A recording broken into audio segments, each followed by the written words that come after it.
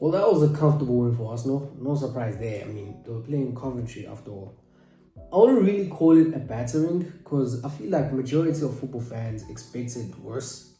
Like, I for one in my preview for this game, I expected like 4 to 5 goals. But hey, Coventry, they just shipped 3 goals. Coventry they started the game decently, if I can put it that way. They looked tidy for the first 10 minutes of the game. They looked decent out of possession. But shortly after that, they're right back. You know how it is with newly promoted teams. There's always that one player who's going to make a dumb mistake and concede a goal. Arsenal didn't really have to work for that goal. The right back from Coventry City, he made an awful mistake. He should have just cleared the ball out for a throw-in. Instead, he dilly-dallied on the ball. And you know what, bro? At this level, if you're playing against the champions and you're a newly promoted side and you want to make mistakes like that, you're going to get punished. Like, Arsenal capitalized on that mistake like any other team in the Premier League would have. That's what happens when you dilly-dally on the ball. Unfortunately, at Premier League level, you get punished. You get found out. I don't know, maybe in the Championship, they would have gotten away with that. They probably would have. I mean, it was a great cutback though from Calafiori, and an even better finish from Kai Havertz.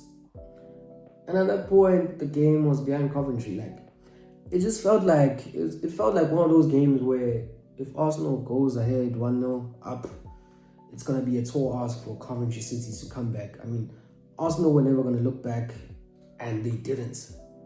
A few minutes later, I think it was like 5 minutes later or 6 minutes later, Bukayo Saka killed off the game. I didn't like the way Coventry defended that goal. Like, they were so passive, and no one was making an attempt to challenge or duel for the ball. Like, they just let Rice and Odegaard stroll in midfield without actually putting a challenge in. Like, it was as if they'd given up already. They just looked at Rice drive with the ball through the heart of midfield. Like, I feel for the goalkeeper Rashford. He thought he was helping, but instead he made the situation worse. He was not helping at all by parrying that cross back to Saka's part.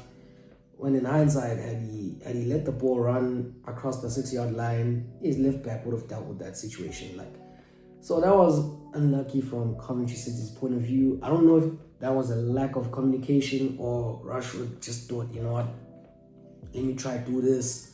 Because at a certain point, Saka was still at the back post, but Saka adjusted his movements and he went where the keeper parried the ball. So that was unfortunate. And then you get Martin Odegaard's goal. Like, that man is so lucky, man.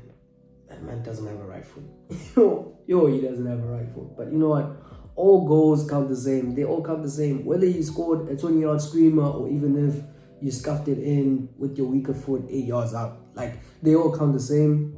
He got lucky. He wasn't so lucky last season. Maybe it's time he got lucky this season, you know. And then Arsenal's new signing, Solis, he looked really good. He had a very good game.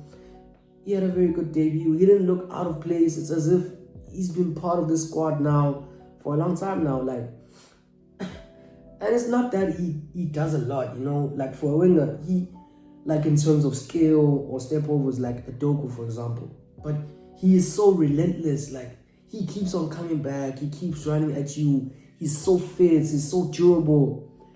And I'm sure that's not fun. That's not fun if you're a right back defending against him. I'm sure it really isn't at all. He's just a high IQ player. He kind of reminds me of Trossard, you know? And I don't know if I'm the only player that feels like that. But he low-key reminds me of him. Like, it's only his first game. Let's see how he gets on, you know? But other than that, Arsenal squad looks very healthy, and they've added to that depth and that they already had last season. Signing Bruno G from Newcastle for only 70 million in this current market, I feel like that's a steal. Also, Ezri Konsa from Aston Villa, 50 million. Not bad. I mean, with the current market, the way it is, he's an England international after all. He played in the World Cup, all the games for England. So I wouldn't really say 50 million is a hefty price. But I actually think they wouldn't have needed to buy him if Saliba wasn't injured, if he didn't have a back injury. But it's still a solid signing from Arsenal and from Arteta. You know, I mean, when you look at the squad in general, there's like 3 players for each position. You know, Arsenal are definitely the team to beat this season. Whoever finishes on top of Arsenal, if there's anyone who's going to finish on top of Arsenal, will win the league. It's as simple as that. Like, guys, if you've made it this far into the video, please show me some love. Like, subscribe, you know, comments, you know. It actually goes a long way in helping me and helping YouTube push my contents across the platform in search of viewers like yourself, you know. Like, I beg of you guys. Anyways, big up yourselves, guys, and bye for now. Peace and love, peoples. I'm out.